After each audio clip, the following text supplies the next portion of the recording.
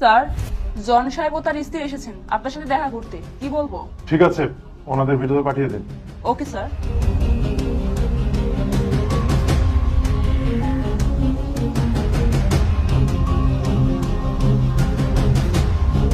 কি ব্যাপার জন সাহেব, দাঁড়িয়ে আছেন কেন? বসুন। ভাবি, আপনিও বসুন। জি স্যার।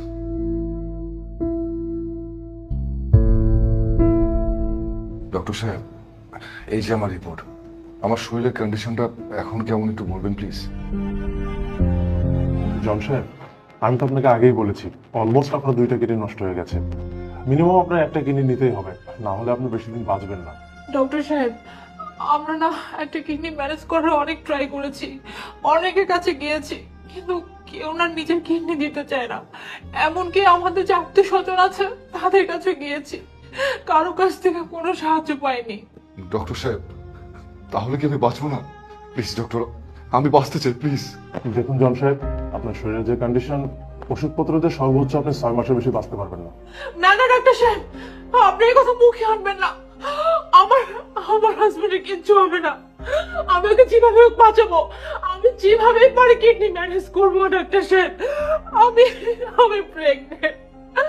আমি চাই না আমার বাচ্চা এই দুনিয়াতে এসে ওর বাবার মুখ না দেখুক। আমি যদি প্রেগনেন্ট না হতাম, বিশ্বাস করো ডক্টর সাহেব, আমি নিজে ওকে কিডনি দিয়ে দিতাম। কিন্তু এখন আমি চাইলেও তো তা পারতেছি না। কিন্তু আমি যেভাবে কিডনি ম্যানেজ করবো, আমার হাজবেন্ড আমি কিচ্ছু হইতে দিব না। Please please cool down. আমরা চেষ্টা করে দেখছি কিছু করা যায় কিনা। রিপোর্ট অনুযায়ী গত পরশুদিন যে ওষুধগুলো আপনাদেরকে দিয়েছি সেগুলো নিয়মিত খাওয়াবেন। ঠিক আছে ডক্টর সাহেব, আজকে তাহলে আমরা উঠি। ঠিক আছে।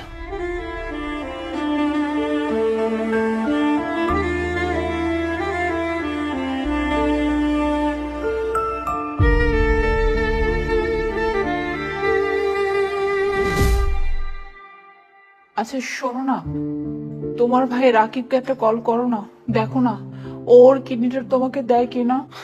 রাকিবের কথা বলছো?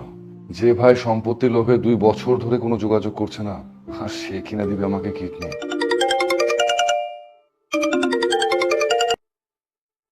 হ্যালো জন সাহেব, আপনার জন্য তো একটা সুখবর আছে। আপনাকে তো একজন কিডনি দিতে রাজি হয়েছে। একজন কিডনি ডোনার পেয়েছি। দ্রুত আমার সাথে দেখা করেন সে হসপিটালে। কি বলছেন ডাক্তার সাহেব? আপনারা কিডনি পেয়ে গেছেন? তার মানে আমি বাঁচবো? আচ্ছা ঠিক আছে ডক্টর সাহেব, আমি এখনই আসছি। আমি হাসপাতাল যোগাযোগ করছি।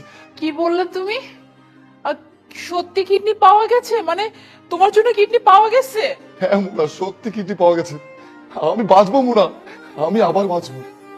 কত ঝুলে গেছে কিডনি চেয়েছি বলো, আত্মীয় স্বজন বন্ধু বান্ধব কেউই আমাকে কিডনি দেয়নি, কিন্তু আল্লাহর তরফ থেকে আমার সাহায্য এসেছে।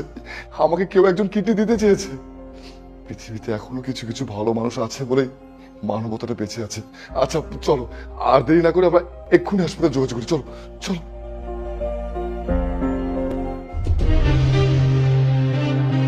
জন সাহেব, আপনি তো অনেক ভাগ্যবান। এই যে বৃদ্ধ মহিলা, ওনার কিডনি আপনাকে দিতে রাজি হয়েছে। মা, মা, মা তুমি আমাকে মাফ করে দাও মা। আমি তোমার কুলাঙ্গার সন্তান মা, আমি সন্তান হিসেবে ব্যর্থ মা, আমাকে মাফ করে দাও তুমি। মা, মা আপনি প্লিজ আমাকে মাফ করে দিবেন। আমি আপনার সাথে অনেক অন্যায় করেছি মা, যেটা আসলে মাফ চাওয়ার মতো না, কিন্তু তবুও যদি পারেন আমাকে ক্ষমা করে দিন মা, যদি পারেন আমাকে মাফ করে দিন। মা বিশ্বাস করো মা, আমার যে কিডনির সমস্যা আমি ভুগতেছি না, আমার মনে হয় আল্লাহর তরফ থেকে এটা আমার গজব মা। আমি যে তোমার সাথে অন্যায় করেছি তার শাস্তি হিসেবে আমি এটা ভোগ করছি মা। তা না হলে আমি কখনোই বুঝতে পারতাম না এই পৃথিবীতে মায়ের মূল্য কত। আমাকে মাফ করে দাও মা, আমি ভুল করছি। বাবারে, তোদের দুজনের উপরে আমার কোনো রাগ ক্ষোভ কিচ্ছু নেই। আমি তো তোদের মা, তাই না? আর একটা কথা মনে রাখবি, আজকে আমার সাথে তোরা যা করেছিস, ভবিষ্যতে তোদের সন্তানরাও তোদের সাথে তাই করবে। আর আমি কয়দিন বাঁচবো বল? আমি তো মরেই যাব। আমার এই কিডনিটা নিয়ে যদি আমার ছেলে ভালো থাকে, এর থেকে বড় খুশি তো একটা মা ছাড়া আর কেউ হতে পারে না, তাই না? তাই বলছি, তোদের দুজনের প্রতি আমার কোনো রাগ ক্ষোভ কিচ্ছু নেই বাবা।